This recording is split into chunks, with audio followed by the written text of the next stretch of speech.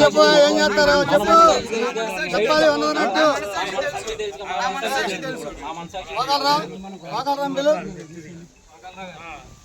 మట్టి చదువుతున్నారు లేదా రాత్రులు పగలు? చెప్పు ఎవరో చెప్పండి రాత్రి పగల రాత్రి పగలన్న రాత్రి ఒక్కరోజు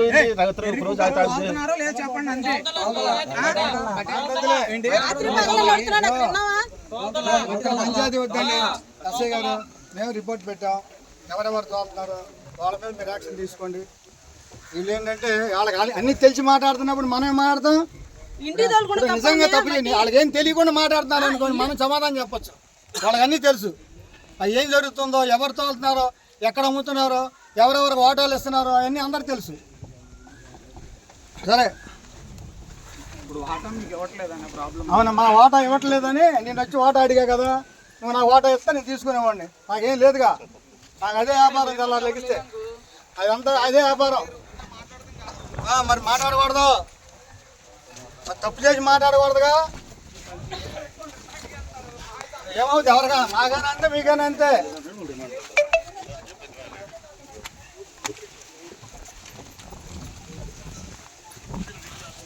అసలు అధికారులు పని చేస్తే ఈ రోజు మేము రావాలని అవసరం ఉండదు.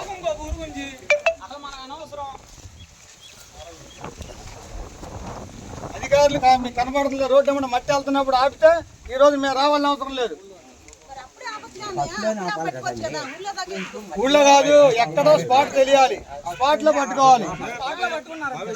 స్పాట్ లో పట్టుకున్నా పట్టుకుంటే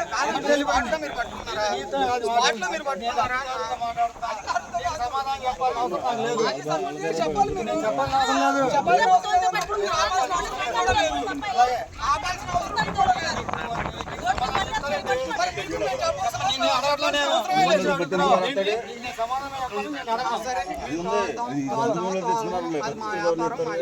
మా ఊరు వాళ్ళు ఇష్టం, మీకు సంబంధం లేని మ్యాటర్ మీరు కలెక్ట్ చేసుకోవద్దు దయచేసి. మీరు ఏమైనా చెప్పుకోగలిగితే కలెక్టర్ ఆఫీసర్కి చెప్పుకోండి. వచ్చి ఊర్లో ఆపుతామండి, ఊళ్ళతో గొడవపడి ఊర్లో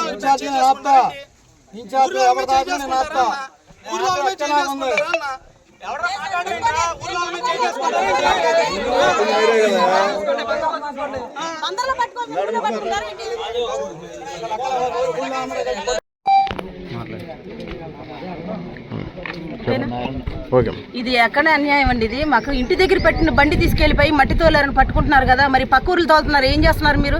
ఇళ్ళ దగ్గర బండి తోలుకోకూడదా టాక్టర్లు? మేము బండి పక్క తీసి బండి పక్క పెడుతున్నారు, వీళ్ళపై మట్టి తోలేసామని పట్టేసుకుంటున్నారు.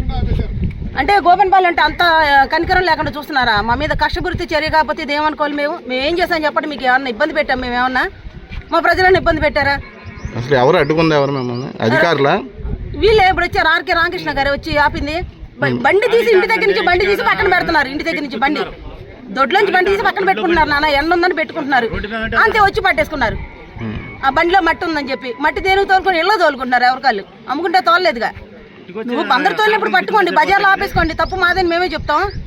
ఇక్కడ ఇంటి దగ్గర బండి పట్టేసి పోట్లో మట్టి తోలేసి అని చేస్తే సాక్షి చూపించి మనల్ని అయ్యో బల్లి పెట్టేసి చూపించేస్తా అయిపోయిందా? మాకు కొట్టారు అంటున్నారు. ఎవరు కొడతారు? ఎవరు కొట్టలేదు. కొట్టాల్సిన అధికారులు కొట్టాల్సిన అవసరం మాకేముంటది?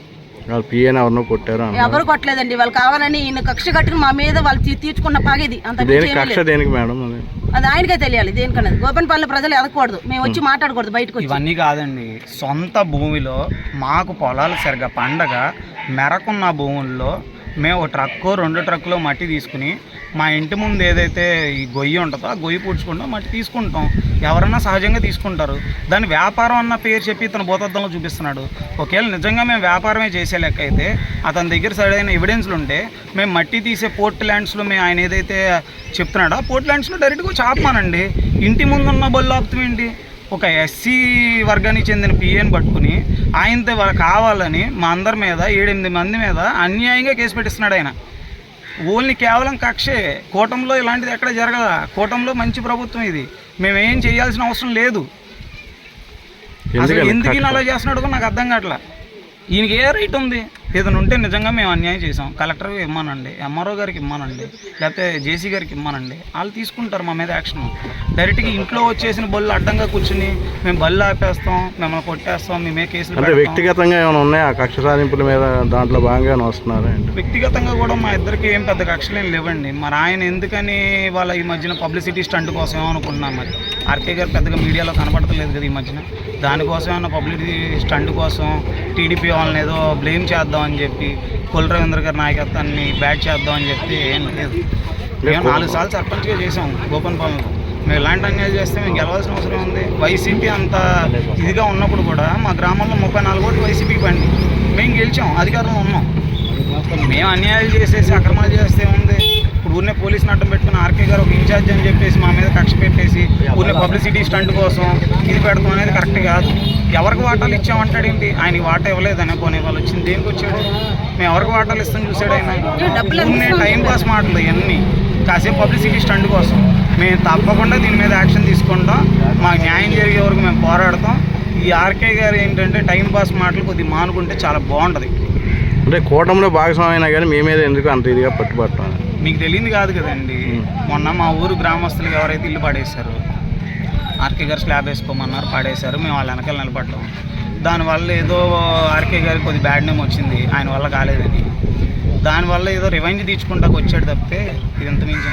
ఇప్పుడు గవర్నమెంట్ వచ్చి 2 సంవత్సరాలు అవుతుంది.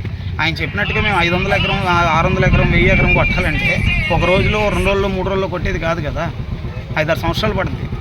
మరి 5-6 సంవత్సరాలుగా ఆయన ఏ రోజు రాలేదే, గత 2 సంవత్సరాలుగా మరి ఏ రోజు రాలేదేంటి? అప్పుడు వాటాలు వెళ్ళినాయండి ఆయనకి, ఇప్పుడు వాటాలు వెళ్ళలేదని వచ్చాడా? వాటాలు అంటున్నారు కదా, మరి మొన్న కావాలని గొడవెట్టుకుంది ఆ ఇంటి గురించి మా అబ్బాయి నేను వెళ్ళి పోరాడాం, దానికి ఆయనకు బాధ అనిపించింది.